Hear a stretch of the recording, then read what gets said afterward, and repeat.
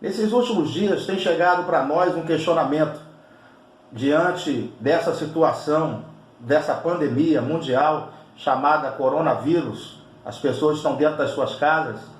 Muitos amigos, ex-alunos, têm mandado para mim algumas mensagens perguntando: professor, nós estamos chegando ao final dos tempos, esses eventos que estão acontecendo, existem sinais claros desses eventos, desses acontecimentos na Bíblia? Será que nós estamos vivendo o princípio das dores descrito por Jesus lá em Mateus capítulo 24?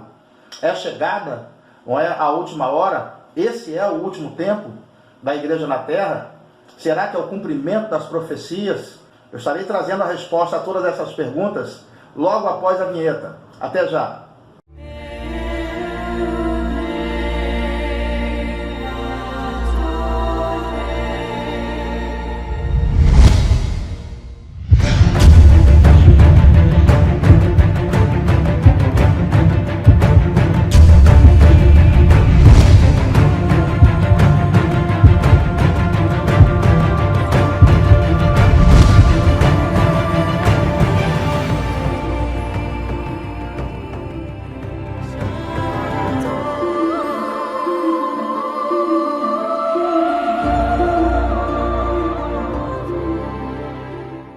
Olá, queridos, graça e paz, sou o professor Antônio Lira, seja muito bem-vindo ao nosso canal. Se você é novo por aqui, se inscreva no nosso canal, dê o seu like, compartilhe esse vídeo com o máximo de pessoas que você conseguir.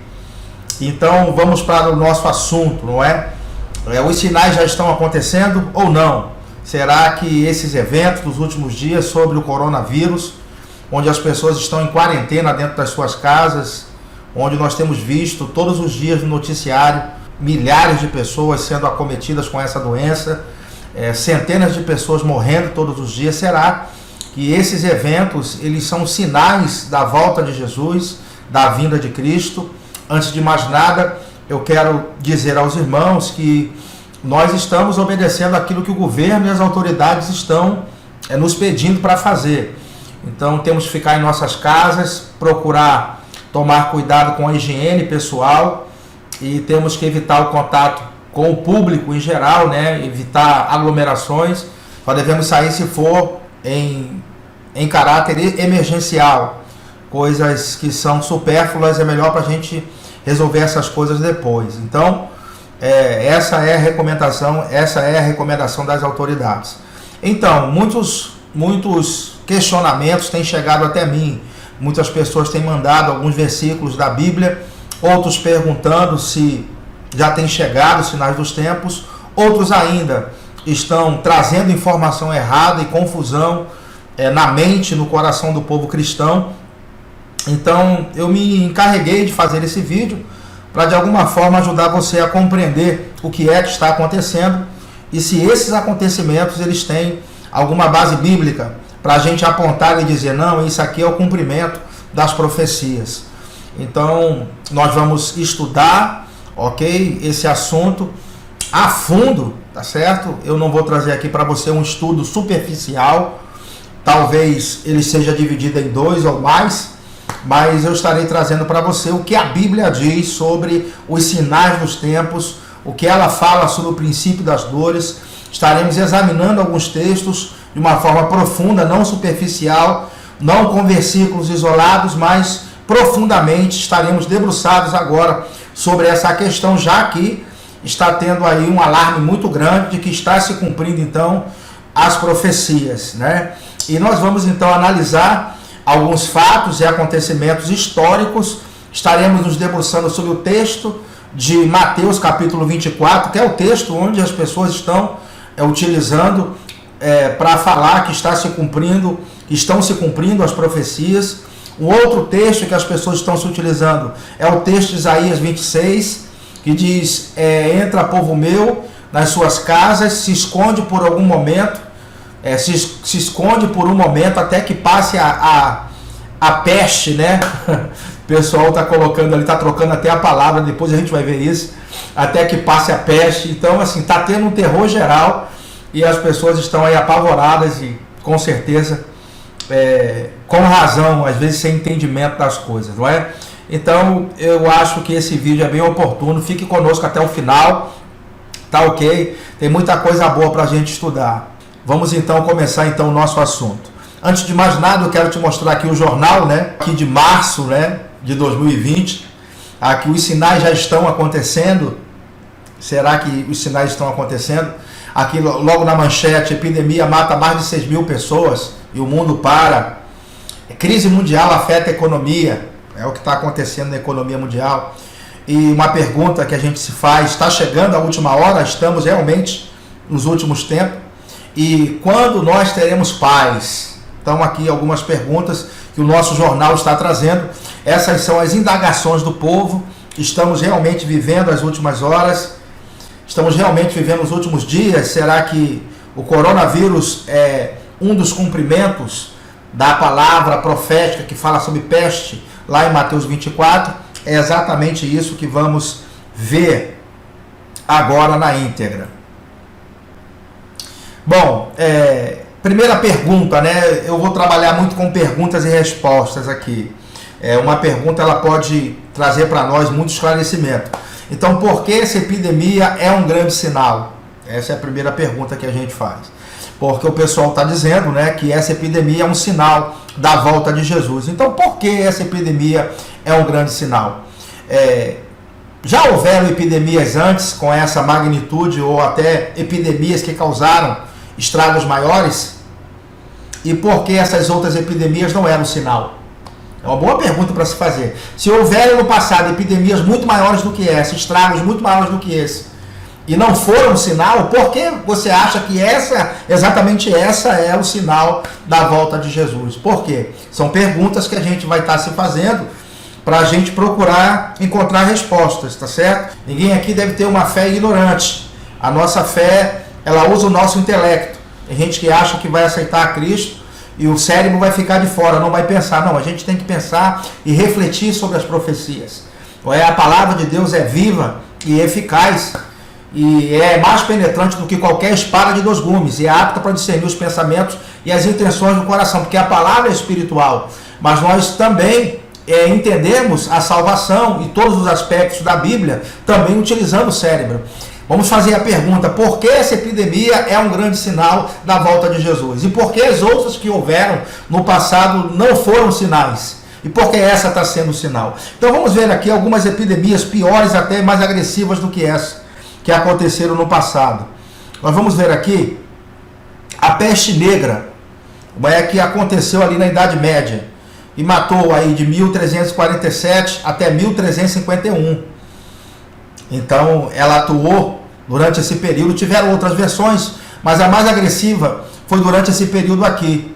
Então a peste negra matou na Idade Média 20 milhões de mortos. A peste negra então matou muita gente, matou 20 milhões de mortos. E você deve então imaginar que a população naquela época não era como a população de hoje. Hoje somos aí 7 bilhões de habitantes. Naquela época a população não chegava a 1 bilhão de habitantes e matou 20 milhões de mortos. Então foram mortes consideráveis pela proporção de habitantes no planeta. Então a peste negra ela matou 20 milhões de pessoas na Idade Média. Agora uma pergunta, será que essas pessoas que estavam vivendo na Idade Média, elas estavam se perguntando se não tinha se chegado o fim dos tempos, como você está se perguntando agora? E olha que foi muito mais agressivo, né? O coronavírus não matou isso tudo de gente até agora, não é? E assim, a gente não tem um índice, eu não tenho aqui o dado certo para te passar, mas com certeza não chegou a 1 milhão de mortos, não chegou esse número. Então imagina aí que essas pessoas também faziam uma pergunta. Será que nós chegamos no final dos tempos? Será que está se cumprindo? Estamos diante de uma epidemia que está matando milhões de pessoas? Será que eles também se fizeram essa pergunta?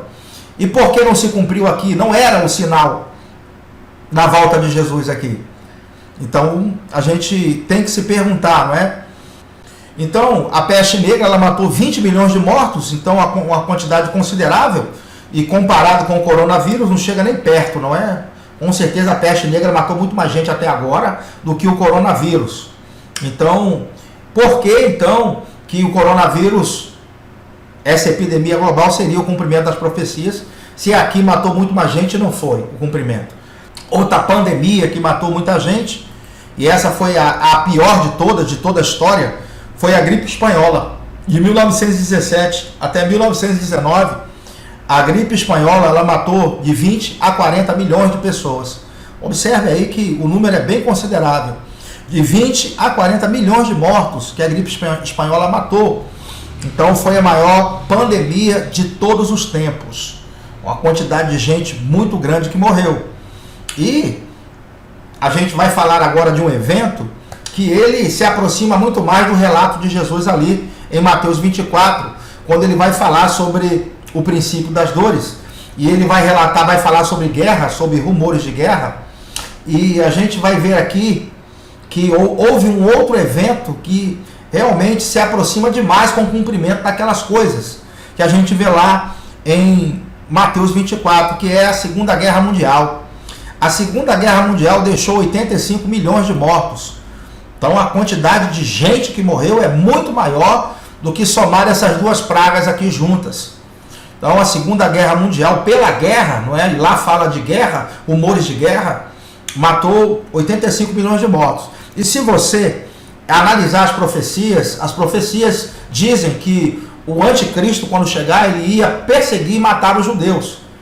E quando a gente olha para a Segunda Guerra Mundial, olhamos para Hitler ordenando matar milhões de judeus, o Hitler, ele parece muito mais com o anticristo do que qualquer ditador ou tirano que já pisou sobre a face da terra. O Hitler, ele matou milhões de judeus no Holocausto.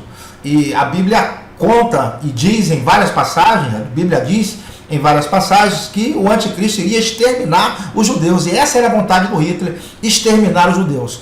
Analisando aqui essas duas pestes, analisando esse quadro aqui, o que se aproxima mais na história, né? O que se aproximou mais na história do cumprimento de Mateus 24 foi, com certeza, a Segunda Guerra Mundial.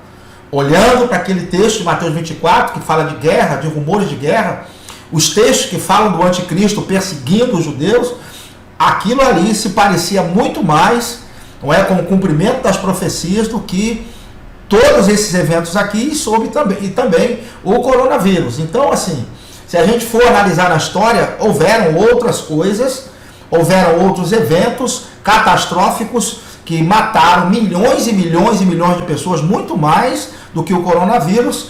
E quem viveu nessa época também se indagava e perguntava: será que não estamos vivendo os últimos tempos? Será que não é o cumprimento das profecias? Será que não estamos vivenciando os acontecimentos que antecedem a vinda de Cristo? Então, da mesma forma que muitos cristãos estão se perguntando, essas pessoas aqui também se perguntaram. E todos esses eventos aqui não eram o cumprimento de nada. Então, por que você acha que essa pandemia que está acontecendo é o cumprimento das profecias? De onde você vai tirar versículos para comprovar isso? Eu vou dizer a você uma coisa com toda sinceridade. Eu acredito que o que está acontecendo hoje, com esse apontamento, não é, dessa pandemia como sendo o cumprimento das profecias e da volta de Jesus, eu considero que, por ignorância, com certeza por ignorância, as pessoas estão cometendo o erro fatal em se interpretar as Escrituras. Que erro é esse? Que erro fatal é esse que essas pessoas estão cometendo ao interpretar as Escrituras? Que erro é esse? Esse erro aqui, ó. Eu considero esse o principal erro que as pessoas cometem na interpretação das Escrituras. É interpretar a Bíblia de fora para dentro. Esse aqui é um erro muito comum em quem está interpretando as Escrituras. Por quê? Porque entendemos que as profecias, principalmente o livro do Apocalipse, fala de eventos futuros. E por falar de eventos futuros, as pessoas ficam observando os acontecimentos mundiais, os fatos históricos, em primeiro lugar, ok? E estão apontando o seu cumprimento na Bíblia. Isso é um erro interpretativo fatal, porque a Bíblia não se interpreta de fora para dentro. A Bíblia se interpreta de dentro para fora. As Escrituras devem ser interpretadas de dentro para fora. É da Bíblia para fora e não de fora para dentro. Quando se faz a interpretação de fora para dentro, se fica apontando os eventos e vai errar, como muita gente já errou, apontando quem é o anticristo, de onde vem o anticristo, as pessoas apontando que os sinais já estão acontecendo. Então as pessoas ficam olhando os eventos, os acontecimentos históricos, vão olhar os acontecimentos recentes e vão tentar apontar o cumprimento das profecias, cometendo o erro fatal na interpretação das escrituras, que é tentar interpretar a Bíblia de fora para dentro. Então, como que a gente deve interpretar as escrituras? Os acontecimentos recentes e os fatos históricos devem ser ignorados? De forma nenhuma. De forma nenhuma. Os acontecimentos recentes, os fatos históricos não devem ser ignorados. Agora, os acontecimentos recentes e os fatos históricos devem se calar e deixar a Bíblia falar. O erro é pegar os acontecimentos recentes, os fatos históricos e calar a Bíblia. Ou seja, na hora em que a Bíblia deve falar, eles calam a Bíblia com eles e não deixa a Bíblia falar, e tenta adaptar as escrituras à visão que as pessoas estão tendo dos fatos e dos acontecimentos, dos fatos históricos e dos acontecimentos. Então se tenta adaptar as escrituras ao que está acontecendo no mundo, quando deve ser o contrário. A Bíblia que deve ditar o que está acontecendo no mundo, é ela que tem que dizer o que é que está acontecendo. Então, quando se inverte essa ordem, primeiro se dá voz aos acontecimentos recentes e aos fatos históricos, e por último se analisa a Bíblia tentando apontar, você vai errar sempre. Eu vou dizer a você aqui com todas as letras, você vai errar sempre, porque não é assim que se interpreta as escrituras. As escrituras, na verdade, ela tem que ser a voz maior. Todas as outras fontes, elas podem até falar, desde que a Bíblia fale primeiro. Então a Bíblia fala primeiro. Os acontecimentos recentes, os fatos históricos, eles podem falar, eles têm o seu lugar. Não estou dizendo que não tem. Não me entenda mal, hein? Eu não estou dizendo que os fatos e a história não devem falar. Não estou dizendo isso. Eu estou dizendo a Bíblia deve falar primeiro do que a história e do que os acontecimentos recentes. Na verdade, essas coisas só devem completar o que a Bíblia diz e não o oposto. Então eu tenho aqui uma frase minha para você meditar. No tocante à interpretação das profecias, as outras fontes podem até falar, desde que a Bíblia fale primeiro. Observe, então as outras fontes vão falar, vão ter voz, mas a Bíblia tem que falar primeiro. Quando você começa a observar os acontecimentos, tentar apontar nas escrituras, você vai errar sempre. Por quê? Porque existe uma ordem nas coisas, e eu vou falar sobre essa ordem já, daqui a pouco, né? Como você vai interpretar a Bíblia com segurança, para você não ficar desesperado, cometendo erros. Eu vejo muita gente na internet falando sobre a volta de Jesus, falando sobre quem é o anticristo, tentando adaptar as escrituras. Cara, não faça isso. Deixa a Bíblia falar. É segurança para nós deixar a Bíblia falar. E hoje, quem vai falar vai ser a Bíblia, tá certo? Vamos deixar a Bíblia falar? Então vamos começar aqui a minha exposição, e agora eu fiz só uma introdução, e agora nós vamos começar a exposição de verdade. Eu não sei quanto tempo vai demorar essa exposição, também não tenho pressa, ok? Então assim, isso aqui é para quem quer estudar mesmo a Bíblia. Se você tiver uma outra coisa para fazer, quiser assistir outro programa, você pode ir. O que nós vamos fazer aqui é sentar para estudar as escrituras. Sem pressa, nós estamos de quarentena. Eu estou aqui na frente da câmera, não tenho tempo, não estou numa igreja que a gente tem tempo às vezes para ministrar, não é verdade? Porque tem horário. Aqui não tem horário. Eu posso parar aqui, posso gravar mais, então assim, eu estou sem pressa. E eu creio que daqui o que vai sair é uma série de vídeos, tá certo? Mas vamos começar aí com esse tema. Eu vou fazer aqui para você 4 perguntas. Eu quero começar aqui a minha exposição com 4 perguntas. Então vamos lá para essas 4 perguntas. Primeira pergunta: Jesus falou sobre os sinais que antecederiam a sua vinda? Jesus disse que teriam sinais que iriam anteceder a sua vinda? E ele falou? Certamente que sim. Essa pergunta aqui, eu e você já sabemos a resposta. Jesus falou que haveriam sinais que iriam mostrar que ele estaria voltando. Tá ok? Alguns sinais iriam anteceder a sua vinda. Essa pergunta aqui, a gente já sabe que é sim. Ok? Então vamos para a segunda pergunta. Segunda pergunta: quando aconteceriam esses sinais? Essa pergunta aqui é muito importante, porque a gente tem que saber em que época esses sinais iriam acontecer? Essa pergunta é importante. E se você não considerar essa pergunta aqui está o seu primeiro erro. Talvez até o segundo, né? Você esteja cometendo o primeiro lá, que é interpretar a Bíblia de fora para dentro. Mas aqui é um erro grande que as pessoas cometem, não saber quando esses sinais estariam acontecendo. Será que é agora? Será que são durante a tribulação? Então a gente vai responder essa pergunta ao longo do estudo. Tá ok? Guarda aí essa pergunta. Eu sempre vou repetir essas 4 perguntas para nortear o nosso ensino, tá certo? Vira e mexe, eu vou voltar e vou repetir para você não se perder. Então, Jesus falou sobre os sinais que antecederiam a sua vinda? Sim. Quando aconteceriam esses sinais? Aqui a gente tem que responder a essa pergunta. Durante o nosso estudo eu estarei trazendo a resposta. Vamos lá para a terceira pergunta. Para quem são os sinais? Aqui está o segundo erro. Não identificar para quem esses sinais vão se cumprir é o outro erro que as pessoas cometem. Então aí são vários fatores que nós vamos estudar hoje. Então, quando esses sinais vão acontecer e para quem são esses sinais? Quarta e última pergunta. Aqui é 2 perguntas em uma, né?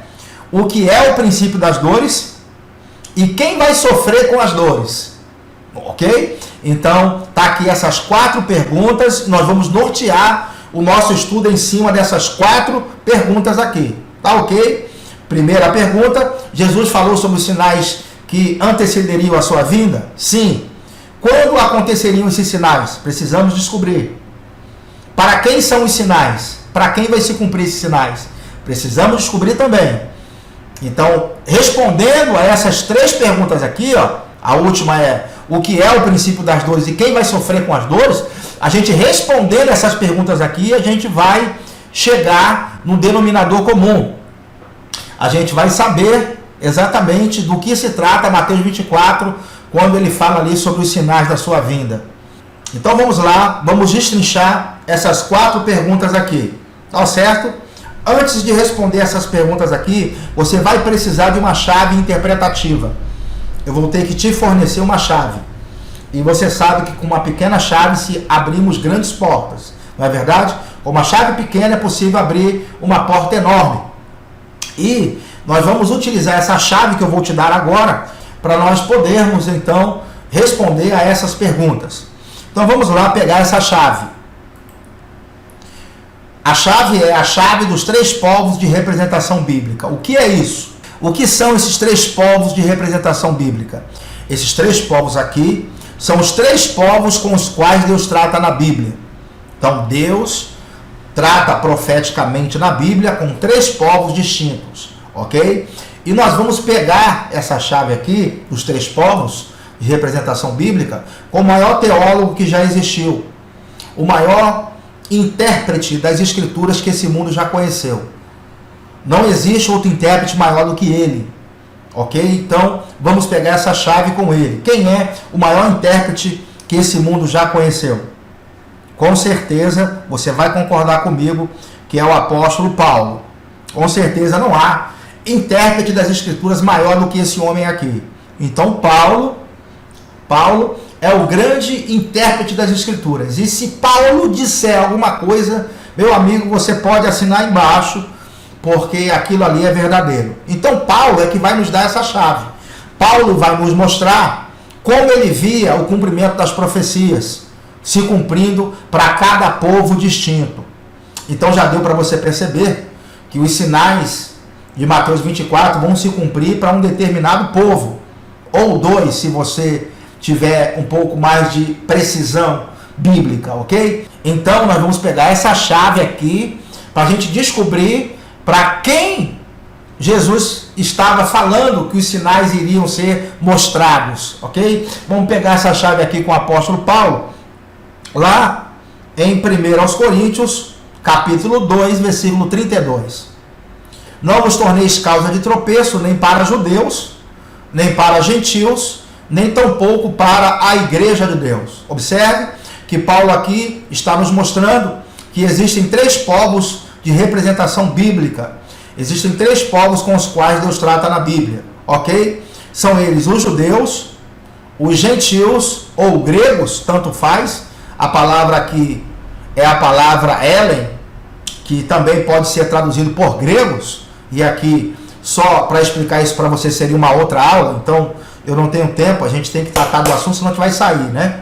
Então, Paulo viu o cumprimento das profecias para esses três povos, judeus, gentios ou gregos, tanto faz, e para a igreja de Deus. Observe que são três povos, judeus, gentios e igreja. Deus trata, então, profeticamente com esses três povos, gentios, judeus e igreja, e trata muitas vezes de forma diferente, em lugares diferentes, segundo o cumprimento das profecias. Então, saber para qual povo determinada profecia está se cumprindo é crucial para que você possa interpretar as escrituras com segurança. Tá certo?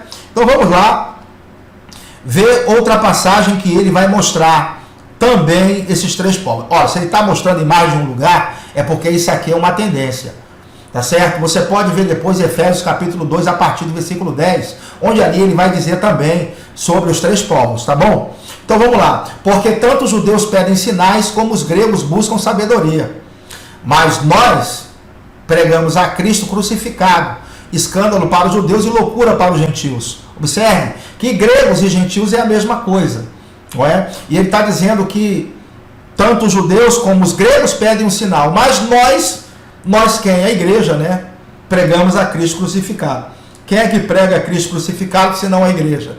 Então fica subentendido em nós que nós aqui somos a igreja. Então observe que Paulo via o mundo dividido profeticamente em três povos, gentios, judeus e igreja. Essa chave é importante e nós vamos usá-la no nosso estudo, tá bom? Então vamos direto para o nosso texto, o discurso de Jesus no Monte das Oliveiras. Deixa eu dizer a você uma coisa importante. Existem, na Bíblia, três grandes quadros proféticos.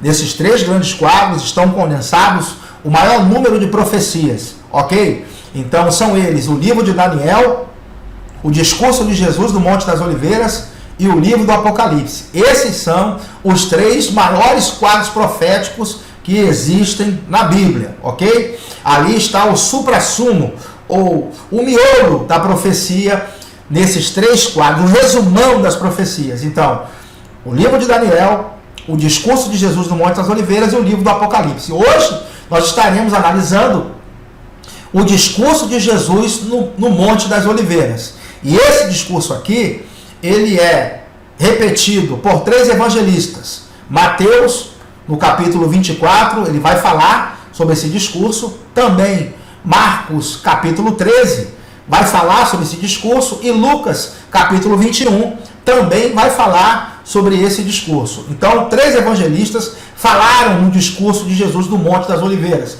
Estaremos analisando dois evangelistas, tá certo? Alguns falaram certos detalhes, outros esconderam outros detalhes. Uns colocam de um jeito, outros de outro, mas somando as três ideias ali, os três discursos, a gente consegue tirar muita coisa boa, tá certo? A gente vai se deter muito em Mateus 24, porque é ali que está falando sobre o princípio das dores e sobre os eventos que antecedem a vinda de Jesus. Então a gente vai analisar então o discurso de Jesus no Monte das Oliveiras em Mateus capítulo 24. Então vamos lá para o texto. Tendo Jesus saído do templo, ia se retirando, quando se aproximaram dele os seus discípulos, para lhe mostrar as construções do templo. Ele, porém, lhes disse: não vedes tudo isso? Em verdade vos digo que não ficará aqui pedra sobre pedra que não seja derribada. No Monte das Oliveiras, achava-se Jesus assentado, quando se aproximaram dele os discípulos, em particular, e lhe pediram: dize-nos quando sucederão essas coisas, que sinal haverá da tua vinda e da consumação dos séculos, ou do fim do mundo, ou do fim dessa era. Então, os discípulos aqui estão com Jesus, em particular, e pergunta quando acontecerão essas coisas. Depois ele pergunta: que sinal haverá da sua vinda? São três perguntas em uma, não é? Quando acontecerão essas coisas, que sinal haverá da tua vinda, e sobre a consumação do século, ou sobre o fim do mundo? Então, são 3 perguntas que os discípulos fizeram para Jesus, e o discurso de Jesus no Monte das Oliveiras é para responder a essas 3 perguntas feitas pelos discípulos. Então, a primeira pergunta é: quando acontecerão essas coisas? Segunda pergunta que eles fizeram: que sinal haverá da sua vinda? E quando o fim do mundo chegará? Tá certo? Então, os discípulos fizeram 3 perguntas para Jesus. Quando acontecerão essas coisas? Vamos ver que coisas são essas. Que sinal haverá da sua vinda? Vamos ver que sinais são esses. E quando o fim do mundo chegará? Nós usaremos esse texto e essas perguntas que os discípulos fizeram para responder aquelas 4 perguntas que nós fizemos lá no início. Na verdade, uma já foi respondida, que foi essa aqui. Jesus falou sobre os sinais que antecederiam a sua vinda. Nós sabemos que sim, essa pergunta já foi respondida. E quando aconteceriam esses sinais, né, a gente tem que saber quando vai acontecer esses sinais, e também a gente tem que saber para quem são esses sinais que Jesus falou. E a última pergunta: o que é o princípio das dores e quem vai sofrer com as dores?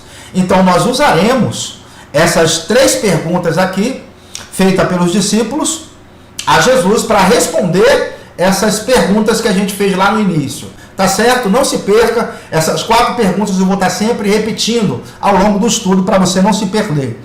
Então vamos lá responder a essas perguntas. Quando acontecerão essas coisas? Foi a primeira. A segunda: que sinal haverá da sua vinda? E a terceira pergunta é: que sinal haverá do fim do mundo? Então a gente vai, ou fim dessa era. Então a gente vai estar respondendo essas 3 perguntas. E com a resposta dessas 3 perguntas, nós estaremos então tendo a resposta daquelas perguntas que nós fizemos lá no início. Tá certo? Então vamos lá para a primeira pergunta que os discípulos fizeram para Jesus. Quando acontecerão essas coisas? Que coisas que eles estavam se referindo? A destruição do templo, certo? Porque os discípulos estavam na região do templo, olhando aquela grande construção, e eles disseram: mestre, vede que grandes pedras, que grandes construções. Aí Jesus fala assim: vede tudo isso? Não ficará aqui pedra sobre pedra que não seja derribada. E aí os discípulos ficaram curiosos. Eles falaram: rapaz, esse templo aqui é um templo glorioso. Ele sofreu uma 3ª reforma. O primeiro templo Salomão fez, os babilônios destruíram, não foi? Depois houve uma reforma. Deus usou Zorobabel, Salatiel, para iniciar a reforma. Aquela obra foi feita, né? Foi terminada a segunda casa. A glória da segunda casa será maior do que a primeira. E agora eles estão diante do 3º templo, né? Que Herodes pegou aquele templo, que agora já era grande, e colocou maior ainda, né? Herodes fez um templo maior ainda. Então os discípulos estavam olhando para aquele templo, dizendo: olha, que grandes pedras, que grandes construções. E Jesus então ele joga tipo um balde de água fria e diz: tá vendo tudo isso aqui? Não vai ficar pedra sobre pedra que não vai ser derrubada. E os discípulos ficaram com aquela pulga atrás da orelha. Depois, próximo a Jesus ali, onde ele estava no Monte das Oliveiras, eles chegaram e disseram: quando vai acontecer essas coisas, mestre? E aproveita e faz mais 2 perguntas: que sinal haverá da sua vinda? E quando vai acontecer, que sinal haverá do fim do mundo? Então se faz ali para Jesus 3 perguntas. E a primeira pergunta é: quando acontecerão essas coisas? Que coisas? As coisas que vão acontecer se refere à destruição do templo. Jesus não disse que não ficaria ali pedra sobre pedra que não fosse derrubada. Jesus então disse que aquele templo seria destruído. E os discípulos, primeira pergunta: quando acontecerão essas coisas? Que coisas? Está se referindo, obviamente, à destruição do templo. Eles queriam saber quando que o templo ia ser destruído. Então a primeira pergunta, ela já teve a sua resposta. A primeira profecia que Jesus falou já se cumpriu. O templo já foi destruído. E foi destruído quando? Quando foi destruído? Foi destruído no ano 70 da nossa era. Aquele templo foi destruído. Os romanos chegaram lá, cercaram, sitiaram a cidade. Os judeus se revoltaram contra os romanos, fizeram uma revolta grande, não é? E ali o templo então foi destruído no ano 70, tá certo? E Lucas vai narrar essa destruição para nós. Lucas, o 21, versículo 20, traz para nós alguns detalhes importantes dessa destruição, dessa invasão romana que aconteceu no ano 70 da nossa era. Então a gente vai ver aqui a destruição do templo. Diz assim: quando porém vide Jerusalém sitiada de exércitos, sabei que está próxima a sua devastação. Então os que estiverem na Judéia fujam para os montes, os que se encontrarem dentro da cidade retirem-se, e os que estiverem no campo não entrem nela, porque estes dias são de vingança, para se cumprir tudo que está escrito. Tudo que está escrito o quê? Se você for ler Daniel 27, vai falar que a cidade seria destruída lá no final. Diz que o fim da cidade seria como uma inundação. A expressão inundação na Bíblia é uma figura de exércitos invadindo, não é? Inundação ali se refere então aos exércitos invadindo, como Jesus está falando, para se cumprir o que Daniel havia dito, que a cidade seria destruída, não é? Daniel disse lá no capítulo 9, no versículo 27. Então Jesus está falando para que se cumpra o que está escrito. Depois, ai das que estiverem grávidas e das que amamentarem naqueles dias, porque haverá grande aflição na terra e ira contra este povo. Olha que ele está sendo específico, falando sobre algo que viria sobre este povo. E que povo que ele está se referindo? Obviamente, ele está se referindo ao povo judeu. Lembra da chave dos 3 povos? Gentil, judeu e igreja. Nós precisamos entender que determinadas profecias se cumprem para um povo específico na Bíblia. Então, a destruição do templo ocorreu apenas para os judeus. Está escrito aqui, ó: ira contra este povo. Então cairão a fio de espada e serão levados cativos para todas as nações, até que os tempos dos gentios se completem. Jerusalém será pisada por eles. Então observe aqui que Jesus está falando que a cidade seria destruída e os judeus seriam levados cativos para todas as nações. Foi exatamente isso que aconteceu. Então os judeus, desde o ano 70 da nossa era até 1948, eles ficaram sem nação. Eles foram dispersos pelo mundo, foram espalhados pelo mundo, entende? Então eles ficaram 1878 anos fora da sua terra. É muito tempo, não é? Então os judeus só voltaram para a sua terra em 1948, quando a ONU falou para os judeus voltarem para a sua terra. Então os judeus do mundo inteiro começaram a voltar. Quando os judeus começaram a voltar, está se cumprindo a profecia de Ezequiel 37, que diz que os ossos estavam secos e espalhados, ou seja, Israel deixou de ser nação desde o ano 70 até 1948. Poderia reviver esses ossos? É uma pergunta. Alguma nação poderia viver quase 2000 anos sem pátria, sem casa, sem lugar, viver espalhado pelo mundo? Alguma nação sobreviveria a isso? Ali são ossos secos e espalhados. Olha que juntou cada osso ao seu osso, não? Se cumprindo a profecia de Ezequiel 37. Então os judeus voltaram do mundo todo e já estão na sua terra. Entende? Então, a destruição do templo é a primeira pergunta. Quando acontecerão essas coisas? Que coisas? Está se referindo à destruição do templo. Já aconteceu no ano 70. Então a primeira pergunta está respondida. Ok? Então vamos para a nossa segunda pergunta. Que sinal haverá da tua vinda? Pronto, agora aqui, com essa pergunta, a gente vai entender que sinal haverá da vinda de Cristo. E vamos responder também para quem é esse sinal. É importante, não é? Nós sabemos para quem vai ser esse sinal. Então os discípulos fizeram a primeira pergunta. Quando acontecerão essas coisas? Que coisas? Está se referindo à destruição do templo, que aconteceu no ano 70, ok? A segunda pergunta. Que sinal haverá da tua vinda? Essa pergunta nos interessa. Vai nos ajudar a descobrir para qual povo, não é? E quando, não é? Quando e para qual povo, ok? Os sinais devem acontecer. Então observe aí que tem sinais para acontecerem, mas para um povo específico, em um tempo da história específico. Certo? E vamos saber que tempo é esse, se já é nos dias de hoje ou não. Então vamos lá, essa pergunta é muito importante para nós. Antes de responder essa pergunta, de começar a responder essa pergunta, vamos ver qual a diferença entre arrebatamento e segunda vinda. Porque existe uma diferença. Aqui ele fala, que sinal haverá da tua vinda? Então, muita gente não entende dessa forma, entende de forma diferente isso aqui. Mas arrebatamento é diferente de segunda vinda. Por que que é? Por quê? Arrebatamento é antes da tribulação. Arrebatamento é em secreto, é sem aviso. Ele vem buscar a igreja em secreto.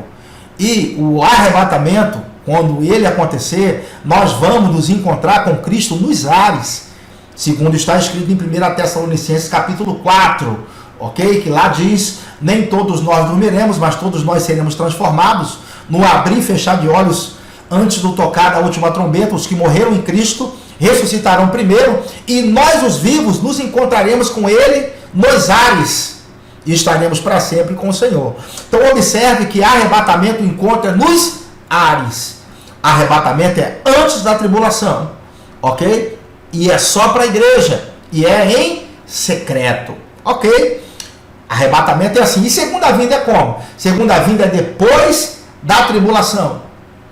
Segunda vinda todo olho verá, não é em secreto, é diferente. Todo olho verá. E segunda vinda, Cristo pisa na terra. É diferente, ele pisa para instalar o seu reino. Então, segunda vinda é diferente de arrebatamento. Arrebatamento é antes da tribulação, é em secreto, e o encontro é nos ares. E segunda vinda? Segunda vinda depois da tribulação, todo olho verá, não é em secreto, é visível aos olhos de todos, toda a língua confessará, todo joelho se dobrará, certo? E segunda vinda, Cristo pisa na terra. Então tem uma diferença aqui. Então segunda vinda aqui é o evento onde todo olho verá Cristo pisa na terra para estabelecer o seu reino, e segunda vinda é depois da tribulação, certo? Então não se confunda, e a gente então vai responder essa pergunta aqui. Que sinal então haverá da tua vinda? Vamos ver aqui os sinais que Jesus falou. E ele lhe respondeu: vede que ninguém vos engane, porque virão muitos em meu nome dizendo eu sou o Cristo, e enganarão a muitos. E certamente ouvireis falar de guerras e rumores de guerras. Vede, não vos assusteis, porque é necessário assim acontecer. Mas ainda não é o fim. Ele está dizendo, ainda não é o fim. Porquanto se levantará nação contra nação, reino contra reino, e haverá fomes e terremotos em vários lugares. Porém, tudo isso é o princípio das dores. Então Jesus aqui ele está listando várias coisas que vão acontecer, que vão anteceder a sua vinda. Estes sinais aqui, eles antecedem a vinda de Jesus, ok? Então, os sinais que antecedem a vinda de Jesus são vários. Ele fala de guerras, rumores de guerra, ele fala sobre nação contra nação, reino contra reino, ele fala sobre fomes, terremotos, e ele diz que todas essas coisas são os sinais que antecedem a sua vinda, e ele chama isso aqui de princípio das dores. E a gente vai descobrir o que essa expressão significa, tá certo? Princípio das dores. O que isso significa? Ele está dizendo essa palavra de graça ou ela tem algum significado? Existe alguma ideia no Antigo Testamento sobre essa questão, sobre dores de parto? Então a gente vai estar investigando tudo isso a partir de agora. Então ele está falando que vai haver sinais, sim. Vai haver sinais da vinda de Cristo? Sim, vai haver. E que sinais são esses? Ele vai falar sobre guerra, rumores de guerra, nação contra nação, reino contra reino. Ele vai falar sobre fome, ele vai falar sobre terremotos em vários lugares, e ele diz que esses sinais são o princípio das dores. Então a nossa pergunta lá do início é: quando vão acontecer esses sinais? Em que época? Em que estação esses sinais que Jesus está falando aqui vão estar acontecendo? Essa pergunta é a nossa segunda pergunta lá. Quando vão acontecer esses sinais? Essa pergunta a gente vai estar respondendo agora. Quando vão estar acontecendo? Eu vou te responder aqui e depois eu vou estar te explicando. Que sinal haverá da tua vinda? Vamos descobrir que não são eventos que antecedem a tribulação. Esses sinais que Jesus falou ali, sobre fome, sobre guerra, sobre rumores de guerra, sobre terremotos em vários lugares, esses eventos, eles não são eventos que antecedem a tribulação, ou seja, eles são eventos que estão dentro da tribulação. Isso é importante, porque todos aqueles eventos ali, eu vou te provar isso, e aqui agora a gente vai para dentro das Escrituras e vou te provar que os sinais que antecedem a vinda de Jesus, eles não acontecem antes da tribulação. Os sinais são os eventos da tribulação, e exatamente isso. Quais são os sinais da vinda de Jesus? Os sinais da vinda de Jesus são os eventos da tribulação. Os próprios eventos da tribulação são os sinais da vinda de Jesus. Então a gente observa, os sinais da volta de Jesus não são eventos que acontecem antes da tribulação, mas são eventos que estão acontecendo na própria tribulação.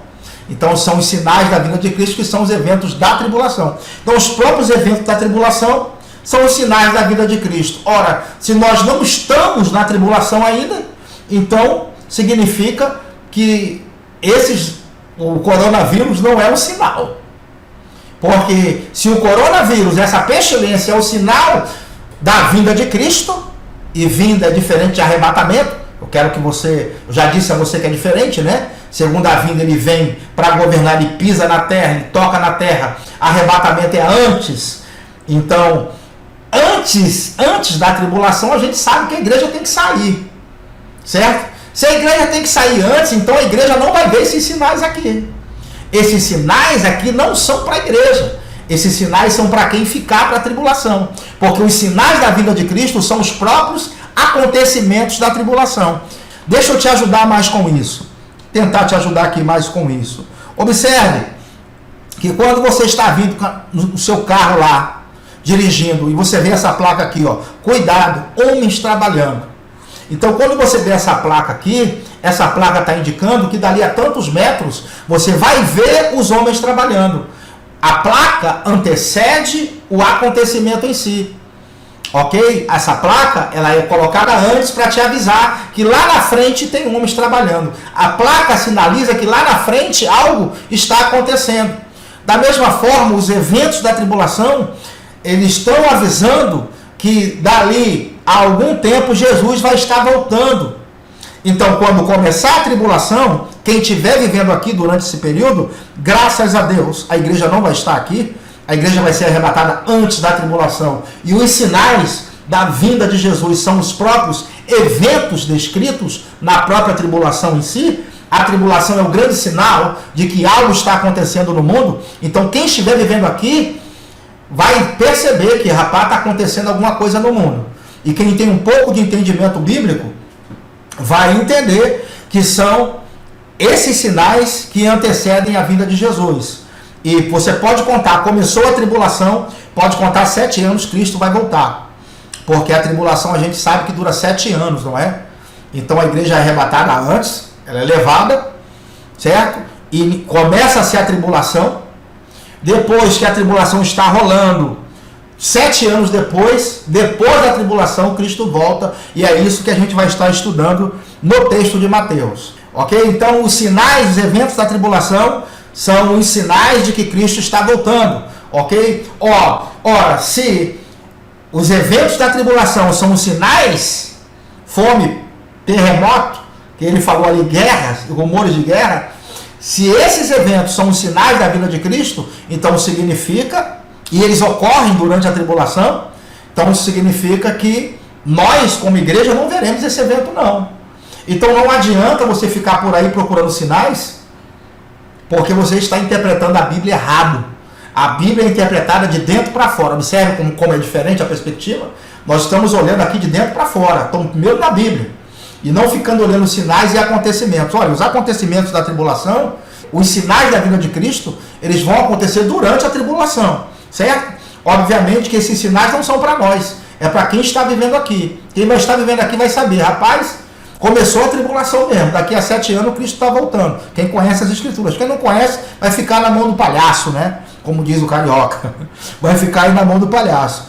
Então, nós vamos então ver aqui agora quando esses sinais vão acontecer. Os sinais da vinda de Cristo acontecerão durante o período da tribulação. Ficou claro aqui? Então, recapitulando. Vamos recapitular. Quando os sinais vão acontecer? Foi a nossa segunda pergunta lá. Os sinais da vinda de Cristo acontecem durante o período da tribulação. Então, esses sinais não são para nós. Você vai ficar procurando os sinais até da câimbra no olho. Você vai ficar procurando os sinais aí e olhando. Rapaz, esses sinais não são para nós. Tá certo? A igreja vai ser buscada, vai ser levada em secreto. Antes da tribulação, esses sinais é para quem ficar. E a gente vai provar isso. Você tem provas? Eu tenho muitas provas. Eu vou te dar umas provas aqui agora, utilizando outros textos. Vamos lá? Tá interessante, né? Vamos lá. Eu quero te mostrar agora o paralelismo que existe entre Mateus 24 e Apocalipse capítulo 6. São passagens paralelas, ou seja, são passagens primas, onde elas se complementam. Na verdade, o que está acontecendo em Mateus 24, que Jesus está narrando como princípio das dores, é o início da tribulação, tá certo? Quando ele está narrando ali sobre guerras, sobre rumores de guerra, sobre fomes, sobre terremotos, ele está narrando exatamente o que nós vemos em Apocalipse capítulo 6, tá certo? E para você que não conhece o livro do Apocalipse, eu vou aqui dividi-lo para você entender como ele está dividido. Preste atenção. Capítulo 1, introdução do livro. Capítulos 2 e 3, carta às 7 igrejas da Ásia. Tranquilo? Capítulo 4 e 5, mostra a igreja no céu. A igreja é vista na atividade dos 24 anciãos. Eu tenho um vídeo aqui no canal, quem são os 24 anciãos, você assiste lá e você vai ver que os 24 anciãos são representantes da igreja. Beleza? Ela é vista na atividade dos 24 anciãos. Então, capítulo 4 e 5 mostra a igreja no céu, ou seja, a igreja já foi arrebatada. Capítulos do 6 ao 18, preste atenção, essa informação é importante. Capítulo do 6 até o 18 vão narrar os eventos da tribulação.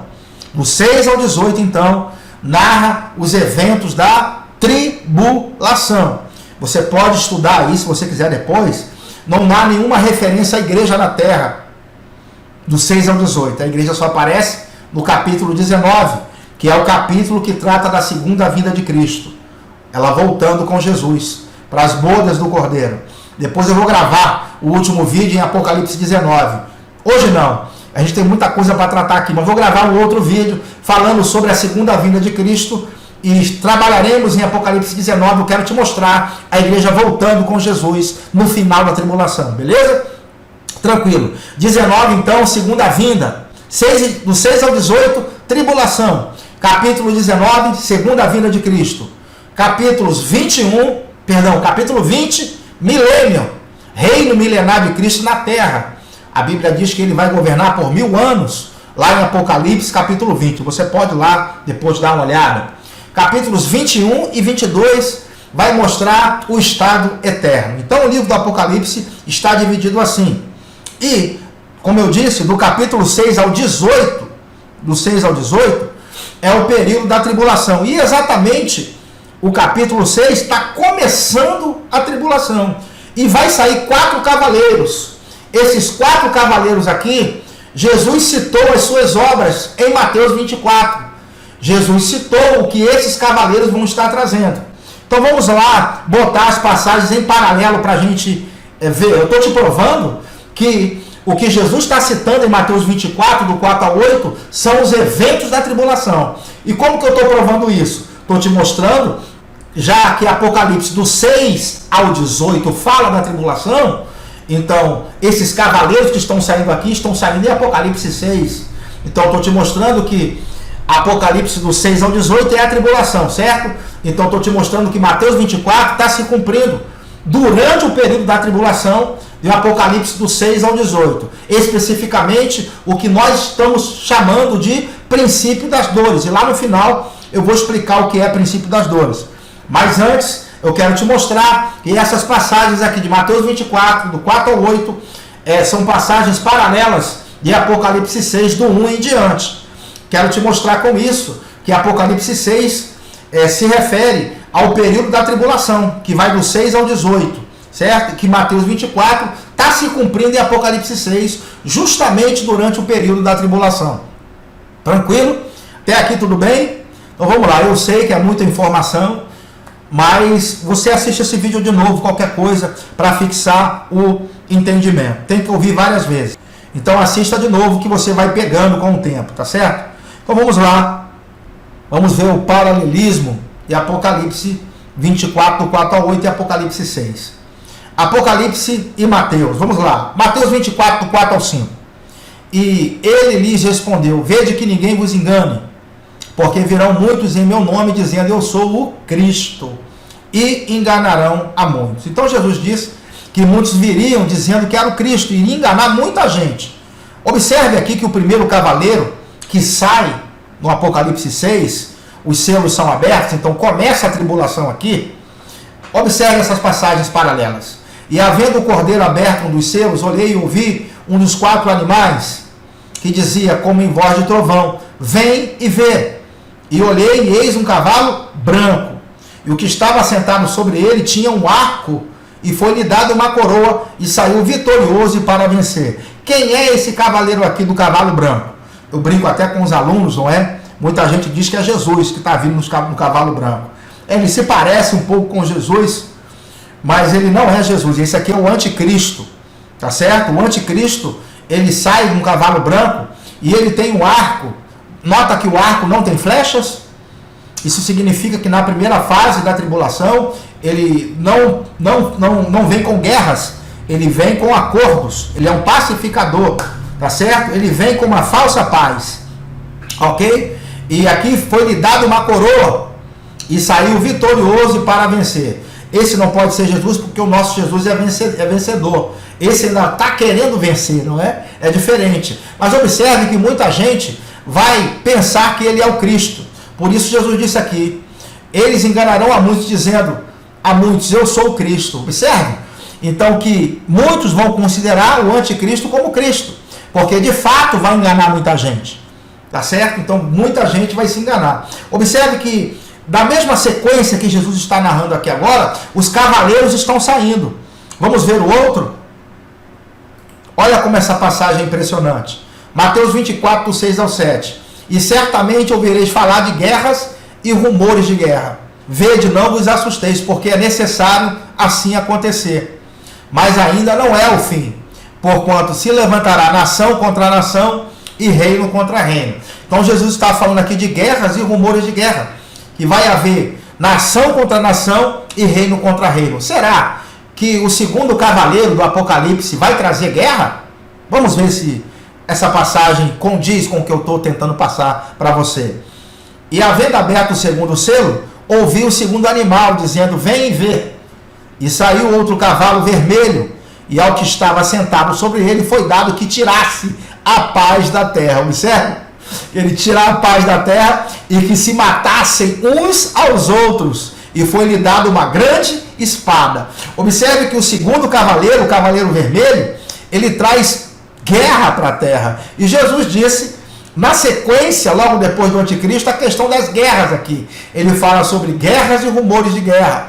Então, eu estou provando com isso que os eventos da tribulação são os sinais da vinda de Cristo, porque Apocalipse do 6 em diante já são os eventos da tribulação. Observe então que os sinais que estão acontecendo no mundo, esses eventos, eles não são eventos da tribulação, não tem nada a ver com o princípio das dores, mas nós vamos aí continuar amadurecendo isso. Isso aqui é uma interpretação bíblica, claro, talvez você tenha aprendido errado, porque se ensina errado, as pessoas não se debruçam sobre as profecias, o povo de Deus infelizmente não tem procurado conhecer as profecias, mas eu estou aqui de alguma forma tentando te ajudar, eu estou passando o meu parecer, tá certo? Essa é a forma que eu aprendi, essa é a forma que eu estou ensinando também. Então vamos lá ver se tem mais algum paralelismo entre Mateus 24 e Apocalipse 6 que fala da tribulação. Vamos continuar. Aí ele diz que haverá fomes. Será que o terceiro cavaleiro traz fome sobre a terra? Será? Vamos ver. E havendo aberto o terceiro selo, ouvi dizer o terceiro animal: vem e vê. E olhei, e eis um cavalo preto, e o que sobre ele estava assentado tinha uma balança em sua mão. Olha, E ouvi uma voz no meio dos 4 animais que dizia: uma medida de trigo por 1 dinheiro ou 1 denário, 3 medidas de cevada por 1 dinheiro ou 1 denário, e não danifiques o azeite e o vinho. Observe que ele está falando aqui de um período de carestia na terra, inflação alta, os alimentos custando os olhos da cara, falando da dificuldade que vai ter para se encontrar alimento barato, né? Observe então que quem não tiver dinheiro para comprar, obviamente vai morrer de fome. Ele está falando aqui de coisa caríssima, não é? Já pensou você comprar aí 1 denário hoje, a diária de um trabalhador braçal? Ele está falando que você vai comprar uma medida de trigo aí, um punhado de trigo por 100 reais, já pensou? Então você observe que a fome que Jesus falou aqui em Mateus 24 está se cumprindo em Apocalipse 6, porque Apocalipse 6 são os eventos da tribulação e o terceiro cavaleiro traz a fome. Nós não estamos vivendo esse período. Nós não estamos na tribulação para ficar apontando sinais. Os sinais não são para nós. Os sinais são para quem ficar. Por isso que é errado interpretar a Bíblia de fora para dentro. Vamos continuar? Dá uma pena, não é? De quem assim está interpretando errado e não acolhe essas coisas e vai continuar interpretando errado por ignorância. Por isso a importância de você aí compartilhar esse vídeo com mais pessoas, para que as pessoas saiam dessa ignorância e comecem a entender melhor as profecias. Vamos lá então ver mais uma passagem paralela, o 4º cavaleiro, o que ele traz. Será que Jesus falou sobre o que ele traz? Ele vai dizer: porquanto se levantará nação contra nação, reino contra reino, e haverá fomes, terremotos em vários lugares. Esse cavaleiro aqui, ele vai trazer muitas coisas, me parece que é um misto dos outros, né? É uma mistura dos outros. E havendo aberto o 4º selo, ouvi a voz do 4º animal que dizia: vem e vê. E olhei, eis um cavalo amarelo, que estava sentado sobre ele tinha por nome morte, ou seja, ele veio para matar mesmo, e o inferno seguia, e foi dado poder para matar a 4ª parte da terra. Imagina aí, você divide a terra aí, a quantidade de moradores por 4, e tira aí a 4ª parte, com a espada, com a fome, com a peste, com as feras da terra. Então observe que esse 4º animal aqui, ele vem matar, com fome, com peste. É exatamente o que Jesus fala aqui: por quando se levantará nação contra nação, reino contra reino, e haverá fomes, terremotos em vários lugares. E será que na continuação dessa passagem nós vamos ver terremoto acontecendo? É exatamente o que vamos ver, porque Jesus, quando fala sobre os princípios das dores, está se referindo ao início da tribulação. O que é princípio das dores? O princípio das dores é o iniciozinho da tribulação. Então, logo que a tribulação começa, esses 4 cavaleiros, logo que saem, ele vem trazendo então essas coisas: fome, terremoto, nação contra nação, reino contra reino, guerras. Então é exatamente isso que esses 4 cavaleiros trazem. E será que existe terremoto em Apocalipse 6 para completar o que Jesus disse? E aqui fala sobre terremoto, não é? E onde estão os terremotos? Continuando lendo, no versículo 7, diz assim: e havendo aberto o 6º selo, olhei e eis que houve um grande terremoto. Observe, o terremoto está acontecendo? Isso aqui já é a tribulação, tá certo? O sol tornou-se negro, como saco de silício, e a lua tornou-se como sangue. As estrelas do céu caíram sobre a terra, como quando a figueira lança de si os seus figos verdes, abalada por um forte vento. O céu retirou-se como um livro que se enrola, e todos os montes e ilhas foram removidos dos seus lugares. Isso aqui que eu estou lendo, você pode depois ler Isaías 2 e Isaías 3. Se você ler, é igualzinho. Se você botar do lado, é igualzinho, a mesma coisa, as mesmas expressões. Que o Apocalipse é uma repetição de várias profecias que foram dadas antes. Na verdade, o Apocalipse é uma versão expandida de várias profecias que foram dadas antes. O que nós estamos lendo aqui é o cumprimento do que Isaías disse no capítulo 2 e no capítulo 3. Depois você lê, bota do lado e compara, que é a mesma coisa. E aqui está falando do terremoto, né, que Jesus citou lá em Mateus 24, que é justamente os eventos da tribulação. E ele fala: os reis da terra e os grandes, os ricos, e os tribunos, e os poderosos, e todo servo, e todo livre, se esconderam nas cavernas e nas rochas das montanhas. Agora eu quero provar para você, e essas pessoas que estão vivendo durante o período da tribulação, elas vão saber que é a tribulação. Elas vão ter o entendimento que aquilo que está acontecendo não é algo normal, porque são os sinais que estão mostrando que algo está acontecendo. Olha só, elas vão ter essa consciência. E diziam aos montes, esses homens que se esconderam nas cavernas, né? E diziam aos montes e aos rochedos: caí sobre nós, esconde-nos o rosto daquele que está assentado sobre o trono e da ira do cordeiro. Essa palavra ira aqui é a palavra grega org. Ela significa punição imposta pelos magistrados, significa punição imposta por um juiz, ou julgamento dado por um juiz, sentença. Então o que está acontecendo? Deus está julgando os moradores da terra.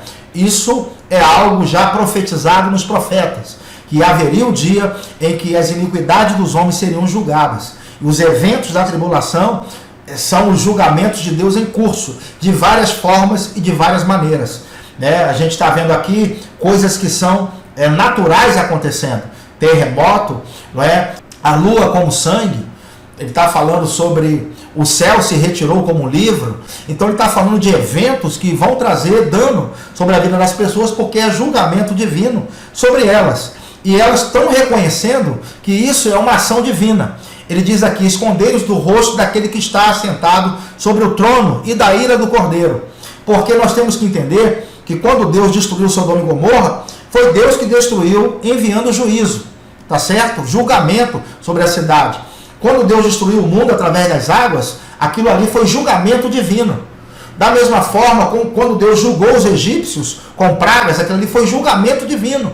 E a tribulação, os eventos, é julgamento divino sobre as nações. Você pode ver isso em vários profetas, em vários lugares. Não dá tempo da gente ver tudo aqui. E quem está vivendo aqui, então, está percebendo que esses eventos não são normais, porque eles estão identificando como julgamento mesmo. Eles diziam assim aos montes, depois de se esconderem nas cavernas: caí sobre nós e esconde-nos do rosto daquele que está assentado sobre o trono e da ira do cordeiro. Está vendo como é que ele sabe de onde está vindo? Porque é vindo o grande dia da sua ira, e quem poderá subsistir? Então eles estão sabendo que se trata dos eventos da tribulação. Eu estou provando para vocês com isso, queridos irmãos, que os sinais da vinda de Cristo são os eventos da tribulação. Guerra, rumores de guerra, fome, terremoto, tudo isso são os eventos do iniciozinho da tribulação, que Jesus chamou de princípio das dores. Ok? Então, não está acontecendo nenhum tipo de sinal para a gente estar apontando, não. Quando esses sinais acontecerem, a gente não vai estar mais aqui. Esses sinais são para quem ficar para a tribulação. Eles vão ver que algo está acontecendo. E pode contar 7 anos que Cristo vai voltar. A tribulação é o grande sinal de que alguma coisa está acontecendo no mundo e que Cristo está às portas para voltar. Quer maior sinal do que esse? Todo dia morrendo milhões? Porque não vai ser o que está acontecendo aí, não. Você não tem noção do que seja a tribulação, não. Está acontecendo só uma epidemia, está todo mundo já desesperado. Você imagine a tribulação, isso aqui que eu estou falando acontecendo. E aqui é só o começo, hein? Eu não estou nem chegando da segunda metade para lá, que é a pior parte. Isso aqui é só o iniciozinho da tribulação, que Jesus está chamando de princípio das dores. Essas coisas que vão acontecer no mundo são coisas que nunca aconteceram antes. Jesus disse que não vai haver nenhuma tribulação como essa. Então, pare de procurar sinais, porque a gente vai ser pego de surpresa sem sinal nenhum. A igreja é tomada sem sinal aparente. Os sinais são para quem ficar para a tribulação. Beleza? Esse é o conselho que eu te dou. Se você quiser continuar procurando sinal e ficar dando data, pode continuar dando aí data, dizendo que está perto. Você vai continuar fazendo isso, mas isso é pessoal seu. Eu estou te dando aqui o meu parecer. Não é ignorância da minha parte. Eu estou te passando como as coisas são. Você atende se quiser. Se você quiser continuar ficando procurando sinais, continua. Igual o pessoal da peste negra, igual o pessoal da gripe espanhola, igual o pessoal da Segunda Guerra, não, está acontecendo. Então, vai continuar procurando, porque esses sinais não são para nós, esses sinais são para quem ficar.